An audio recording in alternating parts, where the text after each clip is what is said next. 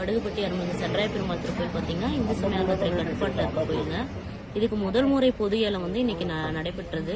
இதுல 5 பேர் டெபாசிட் கட்டி கலந்துக்கிட்டாங்க. 6000 ரூபாய் திருக்கோயில் மதிப்பு வச்சோம் 3 ஏக்கருக்கு நிலத்துக்கு.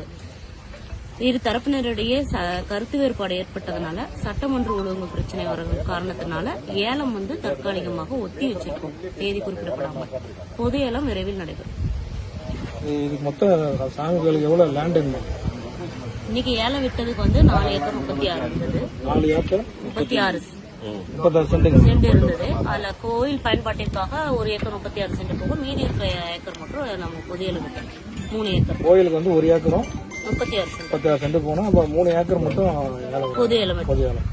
வடுகுப்பட்டி வெங்கடாச்சலம் பையன் சுந்தரேஷ் பேசுறாங்க. கலர்காடு பெருமாளுக்கு பின்னாடி சென்றாய பெருமாள் கோயிலுக்கு பின்னாடி என்னுடைய தோட்டம் இருக்குங்க. ஸோ இங்கே பார்த்தீங்கன்னா இன்னைக்கு இந்த ஏலம் ஓட்ட தான் சொல்லியிருந்தாங்க. ஒரு 4 ஏக்கர் பக்கத்தில் ஏலம் ஓட்ட தான் கூறியிருந்தாங்க.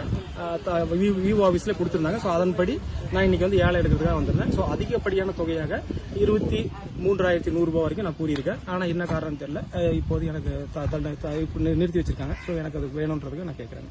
நான் விவசாயம் பண்ணணுன்ற ஒரு ஆசையில் நான் எடுத்துக்க வந்திருக்கேன். 3 வருடத்துக்கான பணத்தையும் நான் ரெடியாக வச்சிருக்கேங்க. கட்டலான்ற ஒரு எண்ணத்தில் வந்திருக்கேன். எடுத்துட்டு விவசாயம் பண்ணணும், இப்போ கோயிலுக்காக அறநிலையத்துறைக்காக அந்த பணத்தை கொடுக்கணும்னு ஆசைப்பட்டு நான் எடுத்து வந்திருக்கேங்க.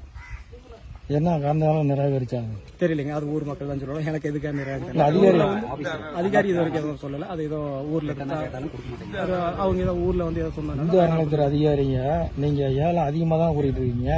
இருக்கும்போது ஏன் உங்களுக்கு வேணாம் நிறுத்தினாங்கன்னு இல்ல அதுதான் அப்படி கேட்டிருக்கேன். நான் எதுவும் கூறல. சரியான என்ன சொல்லல, எதுவும் சொல்லல. அவர்கிட்ட சொல்ல மாட்டேன் கேட்டது எதுவும் சொல்லல. இப்ப ஏலம் திருப்பி மறுபடியும் நடக்க போதா இல்ல ஒரு 15 நாள் கழித்து திரும்ப கொடுப்பதா சொல்லி சொல்றதா சொல்லியிருக்காங்க.